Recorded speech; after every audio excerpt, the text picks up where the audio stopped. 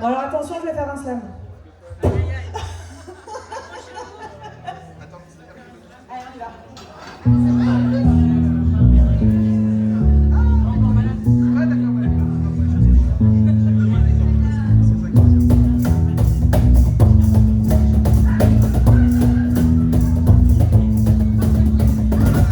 Le jour de notre naissance, c'est le début d'un grand voyage. On prend alors connaissance de nos premiers paysages. Tous nos sens sont en éveil, on crée nos premiers souvenirs. On se disperse, on s'émerveille. C'est l'avantage de ne pas conduire. En grandissant, c'est l'euphorie de la conduite accompagnée. Il y a ceux pour qui c'est presque acquis et ceux pour qui c'est pas gagné. Dernier coup d'œil aux parents, dernière recommandation. Aujourd'hui, j'ai 18 ans, je prends le volant, le grand frisson. Les règles de conduite en tête, je suis au volant de ma vie. Même si ces règles, pour être honnête, je ne les ai pas toujours suivies.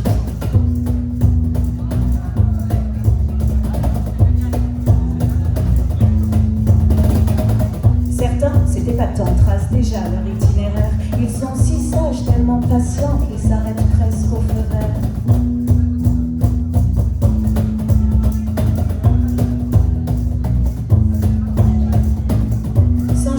Juste quelques cartes, je teste des itinéraires. Il y a des routes dont je m'écarte et celles que je prends à l'envers.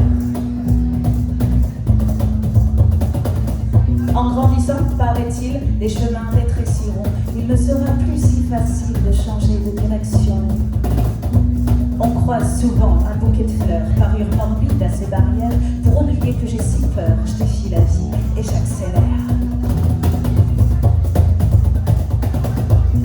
Il y en a qui, à chaque carrefour, s'arrêtent réfléchir un instant, car on ne fait pas demi-tour sur la route du temps. On ne fait pas demi-tour sur la route du temps. On y croise des autostoppeurs qui attendent, rêveurs, sans avancer, espérant que leur âme sœur finira par s'arrêter. Je fis des années durant parmi de ceux qui marchent à deux, car à deux c'est rassurant, c'est si bon d'être amoureux. On croise nos plus beaux paysages, on longe les champs de coton, on rit de voir sur notre passage de loin les troupeaux de motos.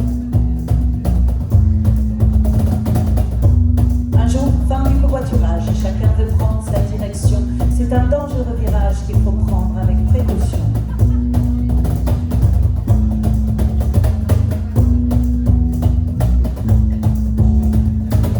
Dès lors, une seule chose était sûre, j'allais devoir transporter dans mes bagages cette blessure, alors pour mieux la supporter. En guise de compensation, j'allégeais mes affaires, abandonnant les concessions qu'en couple il me fallut faire. Valise légère mais le cœur lourd, je ne sais pas trop où aller. Si je forçais le demi-tour pour retourner dans mon passé, je prierais pour un GPS, mais où sont donc passés les plans? J'allume mes feux de détresse et là j'attends. Que faire? J'attends.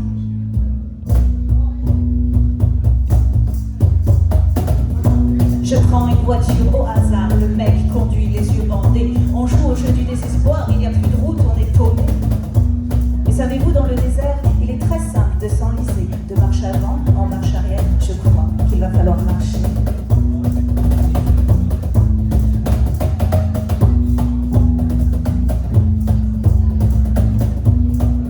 Il y a peu de monde dans cette longue traversée, mais trop d'âmes vagabondes qui sont hélas restées coincées.